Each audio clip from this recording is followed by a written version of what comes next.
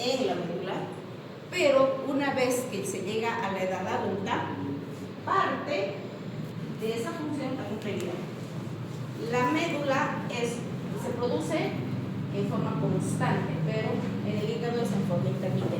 Cuando por alguna razón, hagan de cuenta, un cáncer ha metastatizado a médula ósea, la producción en médula disminuye. Para suplir ese déficit, comienza a funcionar mi hígado. Entonces ahí están. Estas son las cadenas. Aquí está la cadena beta 1, aquí está la cadena alfa 2, beta 2, cadena alfa 1. Dentro de su interior está el grupo hemo, constituido por el hierro ferroso y la protoporfirina, porque la protoporfirina es la que se une al hierro ferroso. ¿Cómo está constituida el grupo hemo? Por la parte proteica, 4 anillos pirólicos más el hierro ferroso. Estos anillos pirólicos se llaman protoporfirina 9. Y las globinas, que son las estructuras de sostén de estos componentes. En este caso son los aminoácidos enrollados formando la cadena proteica. Entonces ahí está. La unión de dos moléculas de succinilcoenzima A más dos glicinas hacen un pirrol. 4 pirroles, la protoporfirina 9. Y esta protoporfirina 9 se une al hierro ferroso a través de una enzima que se llama ferroquelatasa, que va a formar el grupo hemo. Bueno, mi grupo hemo se va a unir a mi globina, 2 cadenas alfa, 2 cadenas beta, y van a formar mi hemoglobina. ¿Dónde se lleva a cabo esta reacción? Aquí. ¿Qué estructura es esa? Mitocondria. Entonces, no se lleva a cabo la hemoglobinización en el núcleo, como muchos pensaban. Se lleva a cabo dentro de la mitocondria. ¿Y dónde está la mitocondria? En el citoplasma. Entonces, es aquí donde se unen por distintas reacciones químicas la glicina con la succinilcoenzima a través de esta enzima que es de vital importancia, que se llama alasintetasa. Esta alasintetasa va a permitir que se forme este compuesto que se llama ácido gamma-aminoleblínico. Listo, eso se va a llevar a cabo dentro de la mitocondria. Este ácido va a salir de la mitocondria al citoplasma y a través de la ala deshidratasa y con el cofactor zinc va a formar el porfobilinógeno. Este porfobilinógeno, a través de otra enzima, que es la porfobilinógeno de aminasa, se va a convertir en hidrometilvilano. Este compuesto se va a seguir sometiendo a distintas reacciones químicas por distintos tipos de enzimas hasta convertirse en coproporfirinógeno 3. Este coproporfirinógeno 3 va a ingresar nuevamente a la mitocondria a través de una oxidasa. Y a través de la oxidasa protoporfirinógeno, va a convertirse en protoporfirina 9. Esta protoporfirina 9 es la que se va a unir al hierro a través de la ferroquelatasa y me va a conformar el grupo hemo. Este hemo se va a unir a la globina y me va a formar la hemoglobina. Y si ustedes se fijan, siempre va a haber hierro de por medio. Va a haber vitamina B12, va a haber, bueno, la vitamina B12, la vitamina B6, la biotina y la vitamina B2. Entonces, si ustedes se fijan, en todas las reacciones químicas, los cofactores son las vitaminas. Ausencia de hierro, ausencia de vitamina B12, ausencia de ácido fólico, que no está acá, ausencia de zinc, ausencia de alguna de estas enzimas, no hay hemoglobina. Que es lo que vamos a ver en la parte de patología de anemias. Entonces, esto hay que aprender bien. ¿Por qué? Porque esta es la vía metabólica de formación del hemo. Succinil, coenzima glicina a través de la alasintetasa y se lleva a cabo todas estas reacciones. Este hidroximetilano va a tomar dos vías. Una que va a ir a la parte digestiva y otro que va a ir a la parte renal. Si ustedes se fijan, estas son las enzimas que forman parte de esa síntesis de enzimas. A la sintetasa, a la deshidratasa y todas estas. Si hay la ausencia de una sola de estas enzimas, se van a formar las porfirias. ¿Alguno de ustedes sabe qué es una porfiria? Sí. ¿Qué es? Un producto de la orina. No, las porfirias son patologías. Son patologías que se asocian a anemias crónicas. Bueno, aquí están. Después vamos a hablar al final del tema vamos a hablar de eso. Existen distintos tipos de hemoglobina. La que nosotros tenemos es la hemoglobina del adulto. La hemoglobina A, que es el 97% de nuestra hemoglobina, que está constituida por dos cadenas alfa, dos cadenas beta. Una pequeña fracción es la hemoglobina A2, que es la hemoglobina fetal, de un 2.5%. Esto es persistencia de la vida fetal. Y esta está constituida por dos cadenas alfa y dos cadenas delta. Habíamos visto el periodo embrionario y el periodo fetal. Las cadenas de hemoglobina van siendo reemplazadas unas por otras. Primero empieza con la GOER1, GOER2 en el periodo embrionario, y luego viene la fetal, y luego viene la hemoglobina S durante la vida fetal. Y en el momento del nacimiento es reemplazada por la hemoglobina A2. Pero cuando veamos hemoglobinopatías van a ver que no se puede, por defectos genéticos, alteraciones genéticas, no hay ese recambio de las cadenas de globina y permanecen sus cadenas o se eliminan genes que forman esas cadenas, y eso se acompaña de anemia sépica. Esto, por ejemplo, cuando persiste la hemoglobina A2 va a dar origen a las talasemías. Luego tenemos a la hemoglobina S, que es una alteración genética, y esto generalmente es por la ausencia de un par de bases nitrogenadas en la cadena polipeptídica, lo que va a cambiar o lo que va a reemplazar el ácido glutámico por la valine. Ya habíamos visto antes esa situación. Entonces, esto va a condicionar que la membrana del eritrocito no sea flexible, sea rígida. Luego tenemos a la hemoglobina fetal, dos cadenas alfa, dos cadenas gamma, a la oxihemoglobina. Esta es una alteración en la que la hemoglobina se une al oxígeno y no se libera. No puede liberar oxígeno, porque también es una alteración genética. La vamos a analizar también más adelante. La metahemoglobina, el hierro férrico es el que se va a unir a la hemoglobina. Ustedes han podido ver que el hierro que nosotros utilizamos, el hierro utilizable para nuestro organismo, es el hierro ferroso. Pero cuando tenemos ciertas condiciones, es el hierro férrico que se va a unir a la hemoglobina y va a formar la metahemoglobina. La carbaminohemoglobina es cuando se une y no se puede dispersar del CO2. Generalmente esto se lleva a cabo después del intercambio en el glóbulo rojo. Y la carboxihemoglobina es la hemoglobina unida al monóxido de carbono.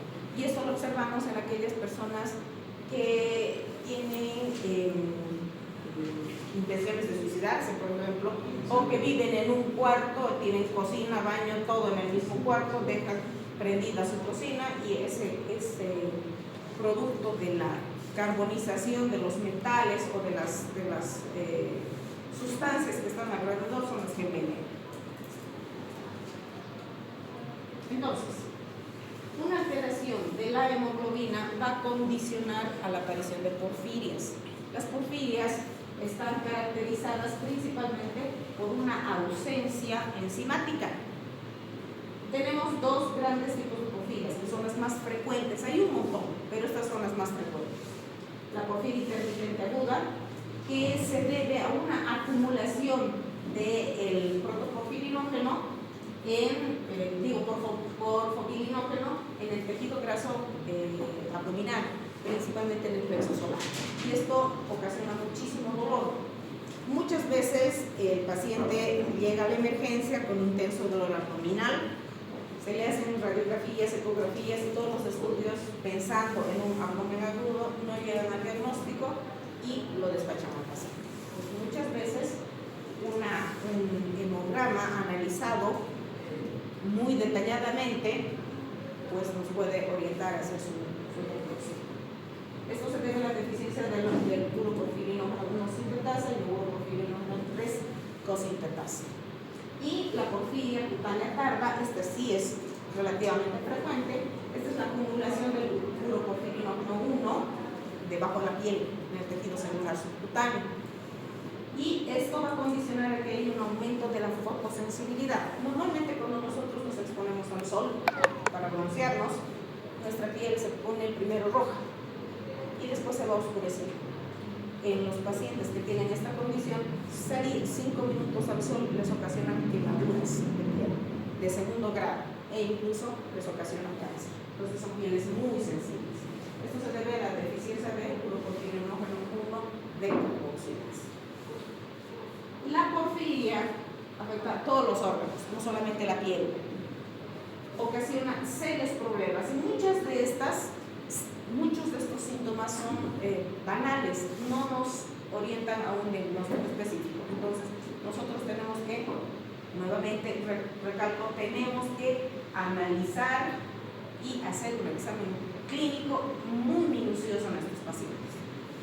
Tenemos que hacer una anamnesis muy exhaustiva y un examen clínico muy riguroso. Entonces, ¿qué es lo que ocasiona? Primero, hay una atrofia del tejido de la piel y del tejido celular subcutáneo, hay una deformación de los huesos, hay amputación de estructuras. Entonces, si ustedes se fijan, estos son pacientes que no han sido diagnosticados en su momento. Esta es la porfiria cutánea tarda, lo que les decía. Estas lesiones son producidas por la exposición al sol. Y ahí están, todas estas lesiones. Y estos pacientes son los que tienden a ser cánceres de piel muy rápidamente. Este gráfico se los he traído porque ustedes deben conocer la historia de Drácula, ¿cierto? Sí. Que chupa sangre, etc. Sí. Aparentemente, el primer Drácula que ha existido tenía una porfiria, porque sus dientes se deforman, la piel se deforma, los huesos se deforman.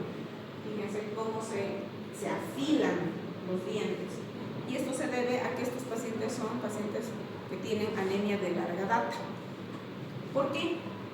Porque estos, al no tener una enzima que permita la formación del urobilinógeno, ese urobilinógeno lo intoxica y pasa a los tejidos. Y estos pacientes, como no tienen hierro, porque no pueden metabolizar el hierro, tienen tendencia a ingerir cosas con hierro. Por eso dicen que los pacientes con porfiria toman sangre, porque la sangre tiene hierro. Comen cosas que tienen hierro porque necesita su organismo, les obliga a eso. Entonces, ¿cómo es la característica de un porfírico? Sensibilidad a la luz, por eso solamente Drácula sale de noche. La piel pálida, dientes que son bien en punta, alergia al ajo, tienen rechazo al olor al ajo, sensibilidad, piel pálida, dientes protruyentes, y se fijan aquí está Drácula, y esa es la facies de un paciente porfírico. Entonces, la hemoglobina, para nosotros estudiarla es de vital importancia para que nosotros podamos diagnosticar los diferentes tipos de anemias. Porque no es cuestión de decir, tiene anemia transfrontalera, tiene anemia de hierro, tiene anemia del eritropoyetino. Tenemos que diagnosticar primero al paciente. Porque si ustedes a este paciente con porfiria le dan sangre, ahorita va a tener un tiempo en su circulación y otra vez vamos a empezar por lo mismo. Sea un paciente que tiene alto contenido de hierro en su organismo, pero tiene anemia, dándole más hierro vamos a empeorar su cuadro. Entonces tenemos que diagnosticar. Nuestra hemoglobina, una herramienta diagnóstica para las hemoglobinopatías y para las hemofilias. Vamos a ver el catabolismo de la hemoglobina. Metabolismo significa producción, catabolismo significa déficit. Entonces el 80% se lleva a cabo en el sistema reticulo endotelial, que es el vaso. Esto con el objetivo de recambio de células. Las células viejitas, las que ya han cumplido su tiempo de vida, 120 días, tienen que ser renovadas por otras nuevas. Esa es la principal función. Mantener un nivel eritrocitario estable. Y el 18% es por catabolía de las henoproteínas. Por ejemplo, las catalasas, el citocromo P450, cuando son destruidas, liberan hierro, liberan hemoglobina. Por lo tanto, la mayor parte de nuestra hemoglobina es reutilizada. 1 a 2% por una eritropoiesis ineficaz. Habíamos visto durante la eritropoiesis, durante la hematopoiesis, que existen diferentes situaciones de diferenciación y de maduración. Nosotros tenemos las células condicionadas a que si hay alguna alteración en su estructura de ADN, la misma célula se programa su muerte. Se llama apoptosis. Cuando hay una falla genética y la célula no puede volver a reorganizar su ADN, se programa su muerte sola. Nosotros tenemos una eritropoiesis ineficaz, que es esa alteración en la réplica genética de 1 a 2%. Cuando esto aumenta, es decir, cuando supera el 2%, ya estamos frente a una hipoplasia o una aplasia eritropoyética. Sistema reticular endotelial a través de los macrófagos. Entonces, aquí está la catabólica. Mis eritrocitos que han cumplido sus 120 días. Entran al sistema reticular endotelial, a esta celulita que se llama macrófago. Este macrófago va a reventar, va a romper mi eritrocito y se va a liberar el grupo hemo. Este grupo hemo se va a reutilizar. ¿Cómo? Convirtiéndose en biliverdina. Esta biliverdina va a pasar hacia el hígado y se va a convertir en bilirrubina. Esta bilirrubina va a salir por vía digestiva o por vía renal al exterior. Le va a dar el color a la orina y a la materia fecal. Y mi globina se va a seguir destruyendo y se va a convertir en aminoácidos para ir a formar otras proteínas. No se desecha. Nada desecha otra vez. Pero al romperse mi grupo hemo, va a liberar hierro. Este hierro va a ser exportado hacia el torrente sanguíneo para unirse a la transferrina. Cuando los niveles de hierro están estables en circulación, este hierro se va a ir al hígado a depósito, ferritina. Pero cuando mis niveles de hierro están bajos en sangre, mi hierro se va a ir hacia médula para la formación de nuevos eritrocitos. Entonces, este es su catálogo. ¿Quedó claro? ¿Cómo lo hago? Perfecto. Lo mismo. Entonces, aquí tenemos al macrófago del sistema reticular endotelial. Este es el vaso. Se rompe el hemo y la globina, nuevas proteínas, el hemo. Se libera el hierro a la transferrina. Si mis niveles están saturados, se va a dar directamente al depósito, pero si están bajos mis niveles de hierro, a mí me ayuda para nuevamente la hidrólisis. Y mi bilirubina, que se convierte en bilirrubina y entra al hígado y ahí se conjuga y ahí conocen toda la historia de ustedes. ¿Qué patologías salen de la alteración en la catabolia de la hemoglobina? Las ictericia. Nosotros manejamos bilirubinas que van hasta 1.9 miligramos de cilitro. Hasta 2. Algunas bibliografías mencionan hasta 2. Cuando es de 1 a 2, estamos hablando de una hiperbilirrubina. Pero cuando ya está encima de 3 gramos de cilitro, ya estamos hablando de una ictericia. Y tenemos dos tipos de bilirrubinas, la directa y la indirecta. Sumadas las dos, es la bilirrubina total. La indirecta es de 0.8 miligramos y la directa es de 0.2 gramos de cilitro. Eso es lo que nosotros manejamos normalmente. Por eso les decía, 1 es lo que nosotros manejamos, hasta 1.9. 2 es hiperbilirrubina, y arriba de 3 ya es ictericia. Entonces mis ictericias dependen de dónde se vayan a acumular. Por ejemplo, si yo tengo un aumento de las bilirrubinas antes de que ingresen al hígado, estamos hablando de una ictericia prehepática, antes de que ingrese, cuando se convierte en biliverdina a bilirrubina. Por lo tanto, es una bilirrubina indirecta. Son las prehepáticas. Esto se debe a un acortamiento de los eritrocitos, de la vida media de los eritrocitos, que se por hemólisis, por alteraciones en la estructuración de los eritrocitos, como es el caso de las talasemias, por fragmentación o por una destrucción acelerada, principalmente en los recién nacidos, el famoso Kernicterus, por una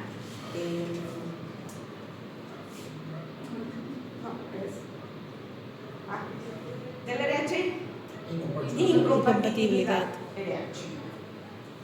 O hepática, cuando la lesión está dentro de mi hepatocito. Generalmente esto es por infecciones virales, las famosas hepatitis o los famosos tumores. Y poshepática generalmente es por obstrucción, cuando un lito encalla en la vía de drenaje de la hemoglobina. Y esto se acompaña de coluria, que es una coloración intensa de la orina. No es, aquí hay que tener mucho cuidado, porque no es lo mismo coluria que orina concentrada.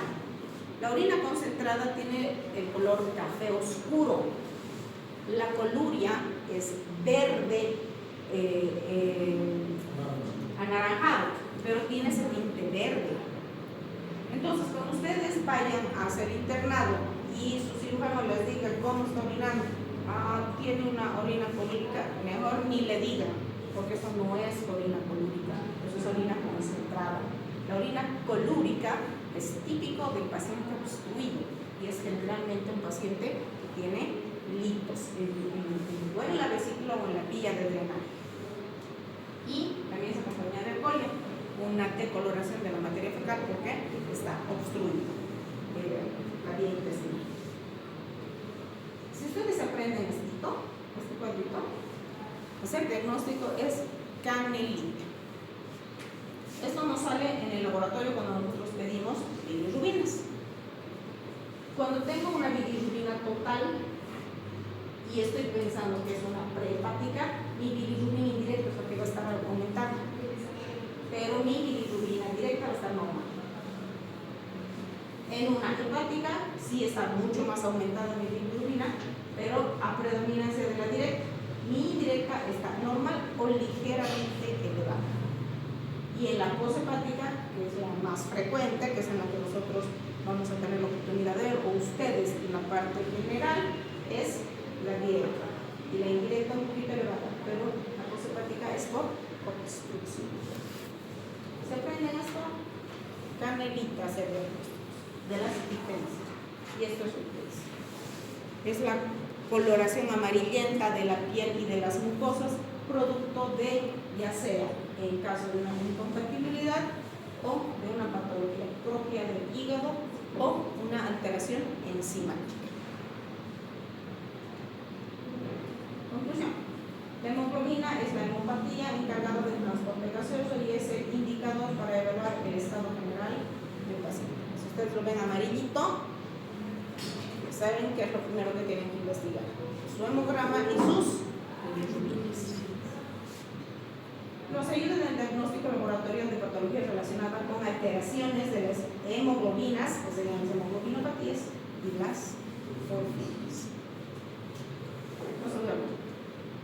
Y lo último, que es el catabolismo del hierro. Metabolismo y catabolismo del hierro. El hierro es un mineral indispensable para todas las reacciones químicas del organismo. Sin hierro no se llevan a cabo las reacciones químicas. Es un cofactor para todo. Y es un mineral que lo encontramos tanto en los vegetales como en los alimentos cárnicos derivados de la carne. El hierro, lamentablemente, tiene un percance en su absorción. Como les decía, nosotros lo absorbemos tanto de los alimentos cárnicos como de los vegetales. De los cárnicos absorbemos tan solo un 10%, no absorbemos más. Pero de los vegetales absorbemos un 3%. Es por eso que los vegetarianos y los veganos tienden a ser anémicos por deprivación de hierro. ¿Cuál es el objetivo de nuestro tema? Analizar el papel del hierro en los procesos fisiológicos. Interviene en todos los procesos fisiológicos. Y vamos a explicarme brevemente el metabolismo y su repercusión en el organismo. Entonces aquí están los elementos cárnicos, donde nos van a proveer de este núcleo. Y los vegetales, que es el hierro no. El hierro hemos absorbido rapidito y tiene muy buena absorción. En cambio, la de los alimentos es muy lenta y es muy baja, mala absorción. ¿Dónde absorbemos? Lo vamos a absorber principalmente en el tracto intestinal, en el ilion terminal, en el estómago, en el duodeno, y una vez que se absorbe el hierro se distribuye a los distintos sitios donde va a ser utilizado. ¿Dónde lo utilizamos más? En la formación de hemoglobina. Luego lo vamos a utilizar en los depósitos, no utilizar, sino va a ir a depósito, en la mioglobina, en las enzimas, en los citocromos principalmente, y como transferrina, que es la hemoproteína transportada. Del hierro corporal total, que es 50 miligramos por kilogramo, solo 35 miligramos es el que nosotros vamos a disponer. Y el resto se va a ir a depósito. Entonces acá tenemos el hierro funcional, que es el 70%, se une al hierro de depósito, que es el hierro total. Una parte es la ferritina, que es el hierro de depósito, y la otra es la hemosiderina. Por lo tanto, la ferritina más la hemosiderina son los dos grandes depósitos de hierro que tiene nuestro organismo. Así como nosotros necesitamos una cantidad diaria de hierro, también perdemos una cantidad similar de hierro por nuestro metabolismo. 1 a 3 va por materia fecal, por piel más o menos 0.2 miligramos, a través de la orina 0.1. De las hemorragias menstruales nosotros las mujeres perdemos gran cantidad, y el embarazo es el que nos hace perder la mayor cantidad de hierro. En los varones son las hemorragias digestivas y algunas peritoneales. Esas son las pérdidas sensibles que tenemos. Entonces, este grafiquito les va a más o menos a orientar cómo se lleva a cabo la absorción. Entonces, nosotros comemos el hierro, ingerimos el hierro a través de la luz intestinal. Aquí está. Y tenemos dos tipos de hierro, el hierro noémico y el hierro émico. El hierro émico entra sin ningún problema, porque tiene una compuerta especial para ingresar. En cambio, el hierro noémico tiene que transformarse primero. El hierro noémico viene de dos formas, el hierro ferroso y el hierro férrico. El hierro ferroso también tiene una compuerta a través de la cual ingresa, pero el hierro férrico tiene que convertirse en hierro ferroso primero para poder ingresar a la célula entera. Una vez que ingresa a la célula, sigue dos caminos. Uno que va a ir al almacenamiento en el macrófago de la célula intestinal, y el otro, que es la mayor parte, se va a ir al intersticio para ingresar a circulación, para ir o a depósito o a la médula ósea para la hemoglobinización. Esto les voy a enseñar mejor ese mecanismo. Es decir, nosotros tenemos dos tipos de hierro, ferroso y férrico, a través de los alimentos, además del hierro émico. El hierro émico entra directamente por su compuerta, que se llama una proteína transportadora de hierro émico. Así se llama ese receptor que tiene la célula entérica. Ingresa como émico, sin ninguna modificación. Ingresa de la luz intestinal a la célula entérica. Ingresa. Pero mi hierro no émico, que se presenta como férrico y ferroso, sí tiene un poco de dificultad. El hierro ferroso ingresa a través de una compuerta o de un receptor de superficie que se llama transportador de metales bivalentes. Ingresa por eso. Pero, como es transportador de metales divalentes, compite por su ingreso con otros metales divalentes: calcio, zinc, cobre, y desplazan al hierro. Por eso, cuando recibe un paciente tratamiento con hierro, no tiene que recibir leche, no tiene que tomar leche, no tiene que tomar antiácidos, no tiene que estar cerca de las comidas. Se le dice tiene que estar en ayunas o 2 horas lejos de su última comida. Por ese detalle. Los antiácidos tienen magnesio. El magnesio es otro metal divalente que compite por su ingreso por el mismo receptor. Y tenemos finalmente al hierro férrico. Les decía, el hierro férrico tiene mayor dificultad. Nuestro hierro funcional es el hierro ferroso. El hierro férrico es afuncional, no lo utiliza el organismo, y cuando está dentro del organismo puede convertirse en un tóxico. Es por eso que este hierro férrico sí ingresa a través de una compuerta específica que es la molibferrina, pero es muy baja su concentración, es de 0.1 miligramos. Primero se convierte, en este caso, se reduce de férrico a ferroso a través de esta enzima que se llama citocromobenzoadenale, con la participación de la vitamina C, se reduce e ingresa por el transportador de metales divalentes. Cuando nosotros damos suplemento de hierro, siempre le decimos al paciente tome con su vasito de cítrico, ¿no? Esta es la razón. Porque tiene que reducirse de férrico a ferroso para poder ingresar, si no, no ingresa. Entonces, ahí tenemos todo lo que nos habla. Una vez que ha ingresado el hierro, es decir, el hierro férrico, puede ingresar una pequeña porción. Y esta pequeña proporción, a través de la paraferrina, va a reducirse nuevamente a hierro ferroso.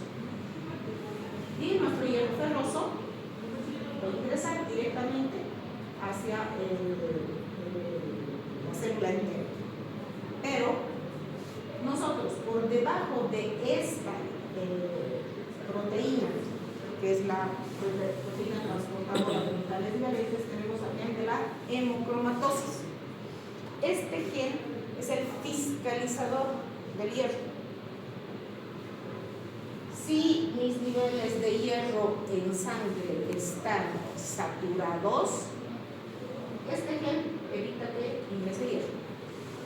Si mis niveles de hierro están bajos, este gen permite el ingreso de hierro.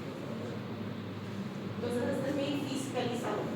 Este se encuentra pegado a esta proteína. Y mi proteína, que está encargada del ingreso de hemo, ingresa como tal, pero también tiene que reducirse al hierro ferroso. Tiene que separar el hemo del hierro. Esto lo hace a través de la hemosíntesis. Todo con el fin de obtener hierro ferroso. Es el hierro disponible, el hierro funcional, el que nuestro organismo va a utilizar para todas las reacciones químicas. Aquí. ¿Está claro? Sí. Solo entendí la parte que el HFG, ele que hace la fiscalización de todo que entra, ¿no? Sí. La proteína hemo que se transforma en hemoxigenasa, ele también pasa por las manos de HFG también, ¿o no? No. Cuando tú tienes hierro químico, es decir, cuando tú comes un pedazo de carne, Sí. esa carne se va a descomponer en hemo. Sí. Ese hemo va a entrar tal y cual.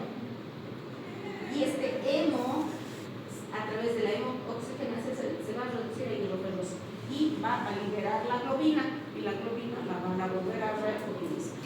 Mesmo se la cantidad de hierro fue grande, ele pode atravessar por dentro. Eso es independientemente de la concentración de hierro. Eso es independiente. Lo que sí fiscaliza es el hierro inorgánico de la hemocromatosis. Es el hierro inorgánico, no el hierro orgánico. Entonces, una vez convertido en hierro ferroso, es decir, reducido a hierro ferroso, todos los hierros ingresados al organismo, va a seguir dos códigos. Uno que se va a unir a una apoferritina, que es una enzima, una proteína, y se va a ir directamente a mi depósito. Se va a ir a guardar en caso de necesidad. Ese es alrededor de un 10 a 20%. Exagerado. El 80% tiene que ingresar hasta circulación.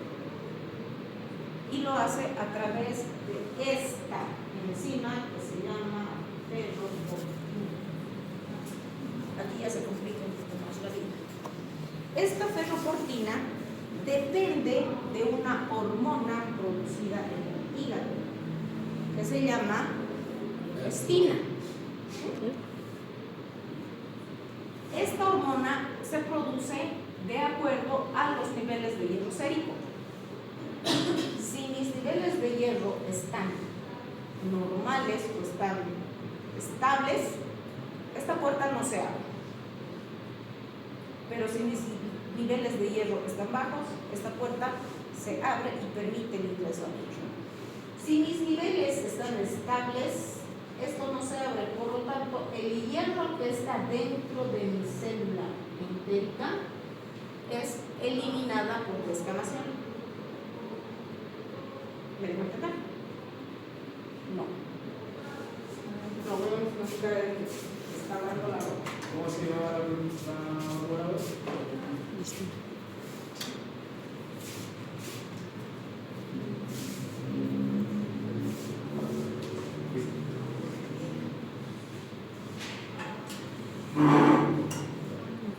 Seguirán.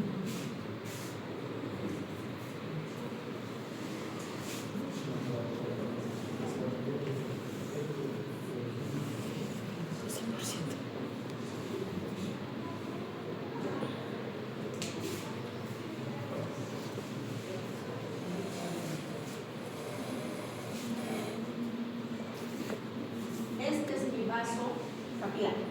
Sí. Capilar. Este es mi intersticio. Y esta es mi célula entérica.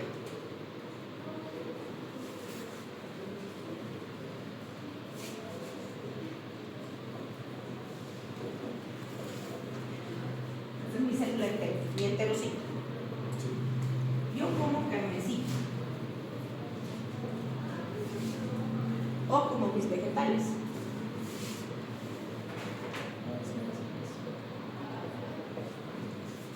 Entonces, si yo tengo mis niveles de hierro bajos, aquí,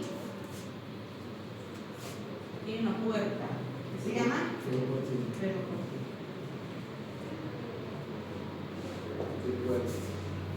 Es una puerta. Mis niveles de hierro bajo, esto se abre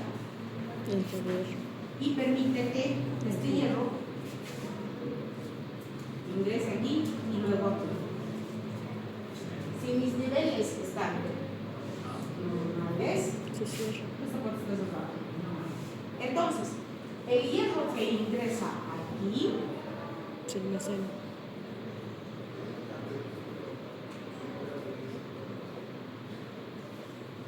cuando ustedes ponen cualquier cosa, toda la primera línea celular entérica se va por detonación. Es reemplazada esta célula por otra. Por lo tanto, si esto no se abre, este hierro queda aquí. No se absorbe, se elimina. La célula se muere por exceso de hierro. No. Tú comes, hay órganos que están en constante multiplicación. La piel, por ejemplo, lo mismo es el enterocito, las células de la mucosa entérica. Ustedes comen toda la primera capa, se va por la materia. Ese es el componente de la materia, células descamadas. Entonces, esta puerta es indispensable para que este hierro que está en la célula entérica ingrese a la circulación. ¿Sí?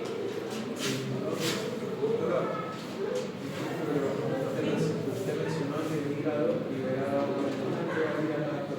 Exacto. Tranquilo, todo por partes. Hasta aquí quedó todo claro. Perfecto. Vamos a explicar qué es lo que sucede después. Porque esta parte tiene que quedar bien claro para que ustedes puedan hacer diagnósticos diferenciales de las distintas anemias.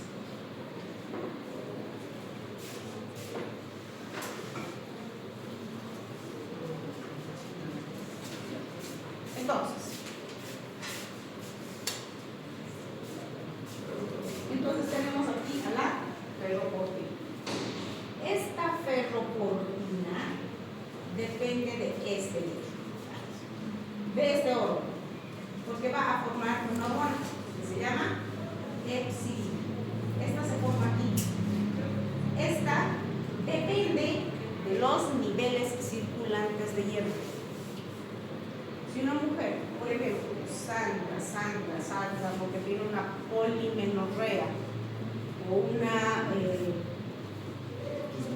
un aborto, o ha tenido un embarazo con una placenta ácreta, significa que ese paciente va a sangrar y sangrar y sangrar. Entonces, esa disminución de la producción, sino de los niveles de hierro van a disminuir. Por lo tanto, mi hígado va a generar grandes cantidades de hormona. Esa hormona es la que va a acercarse a la puerta y la va a abrir. Demasiado hierro la va a cerrar. Entonces, este hierro va a ingresar, este es el intersticio. Este hierro ferroso que está en mi célula entérica va a ingresar al intersticio. En el intersticio es donde está la epsilina, producida en el hígado. Este hierro tiene que cruzar otra puerta que se llama efestina. Esta es otra proteína. Esta efestina va a hacer que este hierro ferroso, que es en el intersticio, se vuelva a no se convierte, se oxida a hierro férrico. Esta efestina la oxida a hierro férrico porque solo el hierro férrico se va a unir a la transferrina. no el hierro ferroso, el hierro férrico. Se une a la transferina y esta transferina es la que me va a depositar mi hierro como ferritina en hígado o me la va a llevar a la médula para la eritrocolisis. Entonces son 3 puntos indispensables, críticos en la absorción del hierro. ¿Cuándo deja de producirse la insulina? Cuando hay un aumento de las interleuquinas. Cuando hay un aumento de las interleuquinas. Un proceso inflamatorio. Esa es la razón porque en un proceso inflamatorio de larga data el paciente tiene anemia. ¿Quedó claro? Aquí está todo lo que les he dicho. La anemia es un sinónimo de que hay una enfermedad en el organismo. ¿Qué es anemia? Es una enfermedad. La anemia, les advierto, no es una patología. Es consecuencia de una patología. Es secundaria a una patología. Es un signo de patología de base, ¿no? Entonces, aquí tengo mi enterocito, ahí está mi hierro ferroso férrico, bueno, el hierro hémico tal igual, ahí está su proteína transportadora de metales bivalentes, ingresando el hierro ferroso. Mi hierro ferroso está aquí fiscalizado por el gen de la hemocromatosis. Ahora, vamos a hacer un punto aquí. Cuando yo tengo una alteración de mi gen de la hemocromatosis alterado, mi fiscalizador se convierte en un bueno para nada, no fiscaliza. Entonces entran grandes cantidades de hierro, grandes cantidades, férrico, ferroso, hémico, todo se acumula ahí. Por lo tanto, los niveles de hierro en mi paciente son elevadísimos. Vamos a ver la hemocromatosis como patología. Entonces, si mi gen de la hemocromatosis es normal, es el que me va a regular la absorción de hierro. Ahí. Ingresa hasta mi intersticio a través de mi metroportina, que depende de mi epsidina, que es el OT. En el caso, digamos, que cualquier gente de la hemocromatosis no será igual a hepacilina, podría evitar que se lleve más. ¿No? A ver, de nuevo, no te entendí. En el caso de que esté fallado el gen de la hemocromatosis, determina que lleva al enterocito. Lo que pasa es que el enterocito al intersticio es con la proteína. Y si el nivel de hierro está alto en la sangre, la epsilina no va a ser liberada, entonces no debería aumentar al intersticio, se debería desplomar. No, lo que pasa es que el gen de la hemocromatosis es el que va a generar el metabolismo, es decir, su disponibilidad. Un aumento de la concentración de hierro me va a bloquear todas las puertas, si tú quieres. Pero en la hemocromatosis no funciona así porque está alterado. No regula. Como no funciona, a ver, para que me entiendas.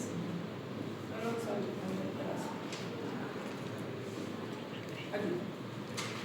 Este gen lo que hace es permitir el ingreso del hierro ferroso hasta la célula entérica. Esta célula entérica, si está normal, va a hacer su ingreso directamente al intersticio, si es normal. Si no es normal esta célula, porque este gen me desestructura la funcionalidad de esta célula, porque está alterada, es una proteína no funcional, entonces su estructuración es diferente. Si esta célula está normal, este gen me va a fiscalizar mi ingreso. Si esta célula no funciona, no depende de la epsidina,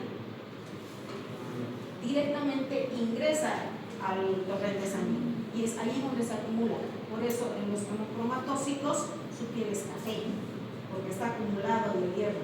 Su hígado está lleno de hagan de cuenta de Bolitas. acúmulos de hierro, funciona mal, hay pérdida de cabello, hay alopecia, hay mareos, hay malestar general, hay un montón de situaciones que se reflejan por el mal funcionamiento de esta célula. Esta célula que es la que va a permitir la metabolización del hierro. ¿Me dejan entender? ¿O no siempre? A ver, vamos a ver más adelante. Entonces, aquí.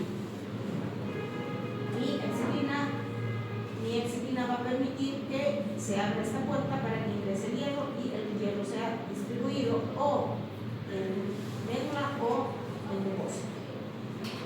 Este mismo mecanismo lo vamos a utilizar para el catabolismo del hierro. Hemos dicho que el catabolismo del hierro se lleva a cabo en la metabolización del eritrocito.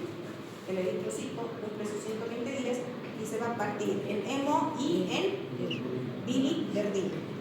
Entonces, ¿qué va a suceder con mi hierro? Mi hierro va a ser reutilizado, ya sea para nueva eritropoiesis o va a ir hacia mi hígado para depósito, para que se quede ahí cuando mi organismo necesita. Entonces, aquí lo mismo. Ahí están las interleuquinas. Les decía, la interleuquina 6 es la que va a bloquear la producción de excidina, que no me va a permitir la apertura de la ferroportina. Por lo tanto, la mayor parte del hierro que mi organismo dispone no es por absorción, es por reciclaje. Reciclaje de los eritrocitos, y ya están hierros. De ahí viene mi hierro. Entonces, mi hierro de reciclaje, que es la mayor parte de hierro, más mi hierro que no está limitándose en su absorción, me elevan de forma indiscriminada hierro en la hemocronatosis. Por el reciclaje, es lo que nosotros manejamos. Por eso, una anemia ferropénica siempre es de larga data, no es de la noche a la mañana. La mayor parte de las anemias que nosotros podemos tener la oportunidad de ver es por hemorragia, pérdida sanguínea crónica o por un proceso inflamatorio crónico. A eso se debe la mayor parte de las anemias. Pero esta se debe principalmente a tu mala disponibilidad en la utilización del hierro. Entonces, ¿queda claro? Lo mismo, ¿no? Mi eritrocito y mi macrófago. Ojo, mi macrófago, esto, vamos a aclarar. Mi macrófago, mi célula entérica, tiene macrófagos. Mi célula entérica tiene macrófagos. Entonces, el hierro que está en mi célula entérica, que no ingresa, se va a depósito de los macrófagos entéricos. Fuera de mi célula entérica, en mi hígado, tengo macrófagos. Esa es otra parte del depósito. Y estos macrófagos se encuentran ¿dónde? ¿Dónde se encuentran los macrófagos? En el hígado. O sea que son dos tipos de almacenamiento diferente que tenemos de hierro. ¿Sí? Macrófagos hepáticos y macrófagos entéricos. Por eso, cuando la célula enteral es descamada, se va todo.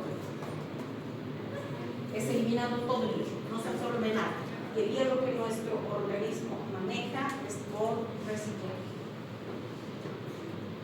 Lo mismo, ahí está. Mi enterocito y mi eritropoiesis, mi excitina, que va a abrir mi ferroportina, y se va a ir a mi macrófago, mi hígado.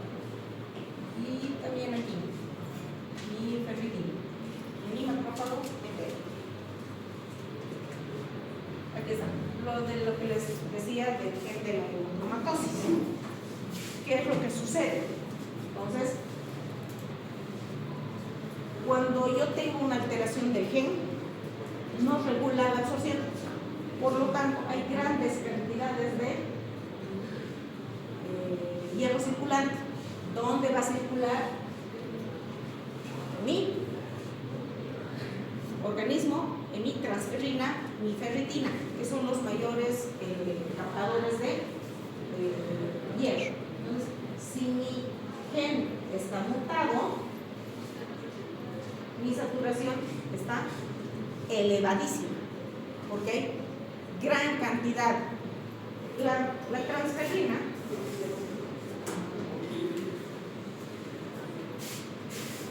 La transferrina es como un autito de 4 rueditas.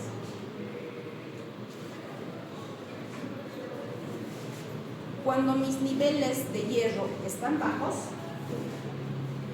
solo una parte de mi transferrina se satura. Por lo tanto, tengo 3 espacios libres. Mi hierro queda aquí y no se puede liberar cuando mis niveles de hierro están bajos. Pero cuando mis niveles de hierro están altos, se saturan todos y se libera, se puede liberar para su utilización. ¿Qué es lo que sucede con la hemocromatosis? Esto está sobresaturado. Entonces sigue liberando y liberando y liberando y sigue aumentando y aumentando mis niveles de hierro.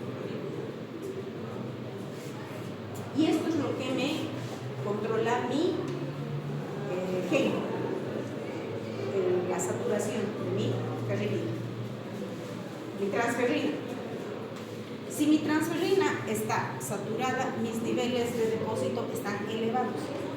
Por lo tanto, todo tiene que ir a acumularse a algún lugar.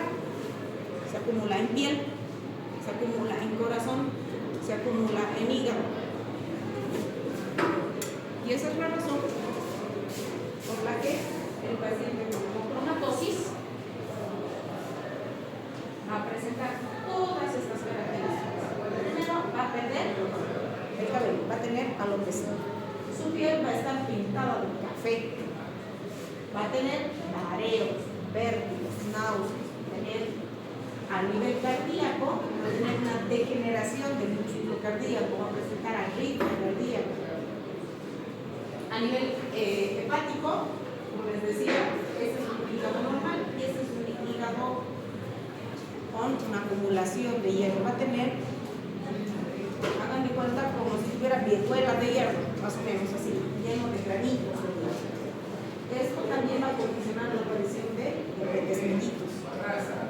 Va a haber una atrofia testicular, va a presentar a nivel de las articulaciones una artritis, los cartílagos van a comenzar a desaparecer. Y finalmente, lo que les decía, la piel color bronceado, color dorado. Entonces, esto se debe a una alteración de mi metabolismo de hierro, producto de mi alteración genética. Ya no vamos a ingresar en hemocromatosis porque eso ya pertenece al doctor. Simplemente nosotros la vamos a diagnosticar en nuestro laboratorio. Entonces vamos a ver cómo. Entonces vamos a concluir que el hierro forma parte esencial de los alimentos, es un factor determinante en el metabolismo del organismo. Sin hierro no se forman la mayor parte de las enzimas, los citocromos. Los citocromos que se encuentran en el hígado forman parte del sistema de detoxificación, porque son los que van a llevar a cabo las distintas reacciones químicas. Necesitan hierro.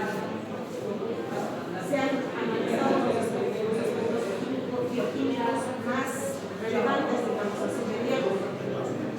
Hemos visto su metabolización y hemos visto que es importantísimo que nuestro organismo contenga hierro, porque forma parte de la mayor parte de las reacciones químicas. Déficit de hierro, alteración metabólica. Eso tiene que entender.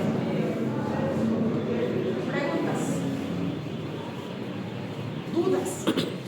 Hasta aquí hemos visto fisiología.